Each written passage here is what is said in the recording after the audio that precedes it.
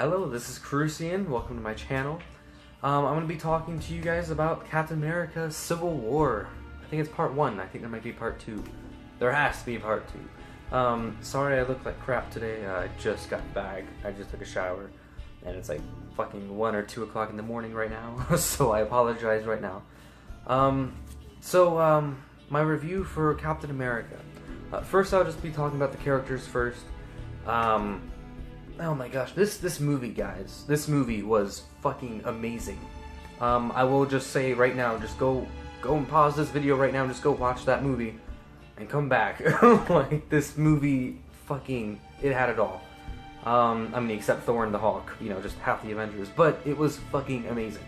Now this will be a spoiler-free video. I'm not going to be talking about the ending. I'm not going to tell you certain things that happens to the characters. I'm just going to completely disregard that and just talk about the basics. So yeah, first up, characters. Each and every character brought a lot to the movie, except Paul Rudd as Ant-Man. I really wish they did more with him. They pretty much only brought him in for a fight scene. I was kind of disappointed. I mean, Ant-Man, when I saw that movie, I was kind of disappointed. It wasn't as bad as I thought it would be. It just wasn't up to par with, Iron Man 1 or, some of the other ones, like Winter Soldier was fucking amazing. So Paul Rudd's character, I loved, the part that he was in. I just wished I wished to see him more. And then Scarlet Witch, she was really cool. It's just you didn't really see too many dynamics of her character, and I don't know. I really want to see Scarlet Witch and see what she's actually capable of. She had a couple fight scenes in there. Where she kind of showed you a little fun things that she can do with her powers, but you can't see the scale, you can't see what she's limited to. There's not much to go off of her character other than, she's a badass here and there.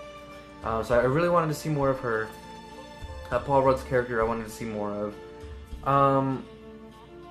One big thing about this movie was, you saw that the characters kind of, they grew.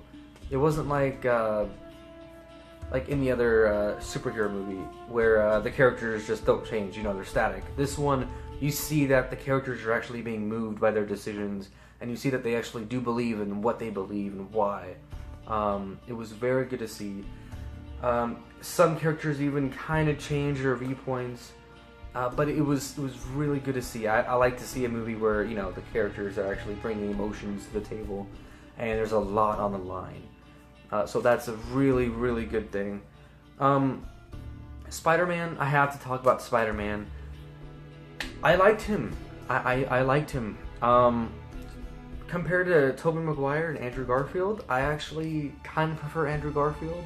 But when it comes to a high schooler that just got out of high school, or is still in high school, the new actor, I don't know his name, he kind of stole the show with believability.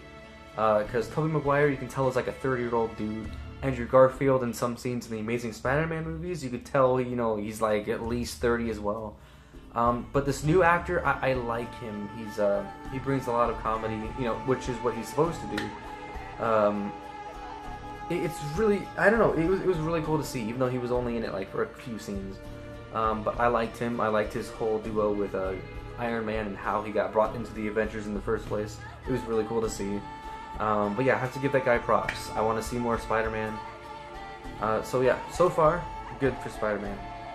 And then Iron Man and Captain America, that they are the staples of both sides, and it was so satisfying to watch.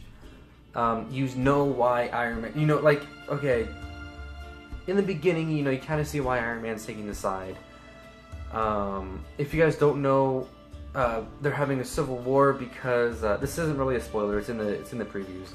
Iron Man wants more control for the Avengers, and there's this company and 108 countries who are going to sign this legislation or whatnot to keep an eye on every one of the Avengers.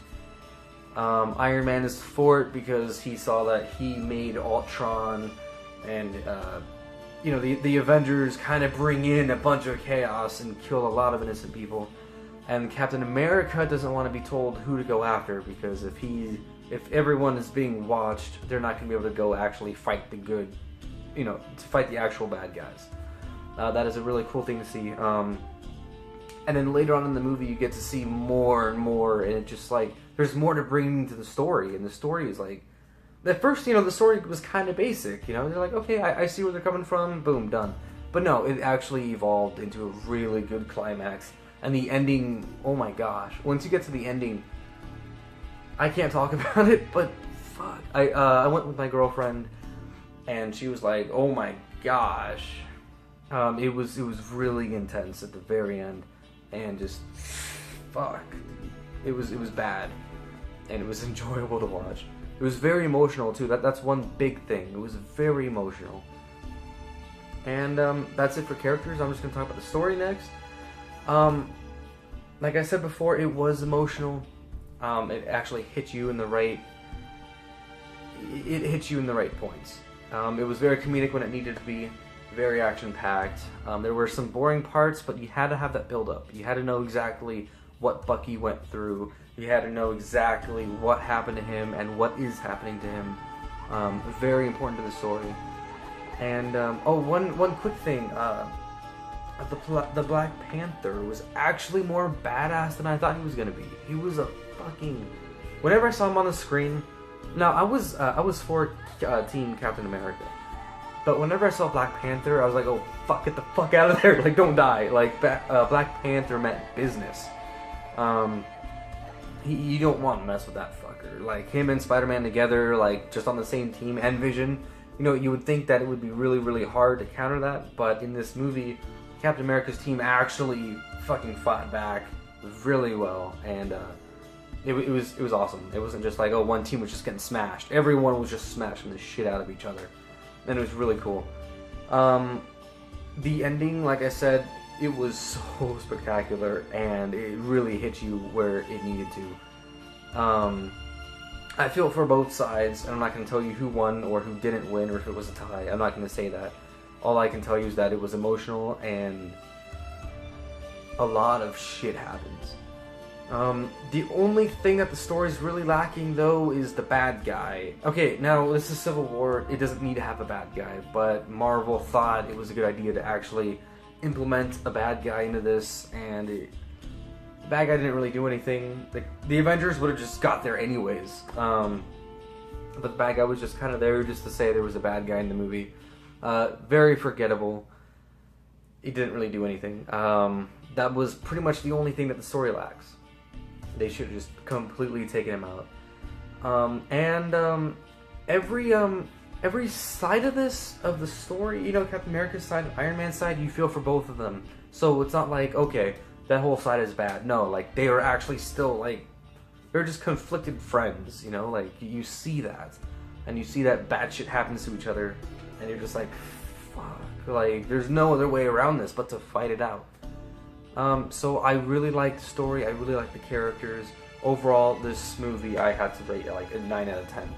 Only because the bad guy was just a wish-wash character, very forgettable. But everything else was fucking amazing. And you saw you saw what their actions did, you saw the consequences, you saw everything. It was really good to see. If you haven't watched this yet, go and see this movie immediately. 9 out of 10. Please like and subscribe.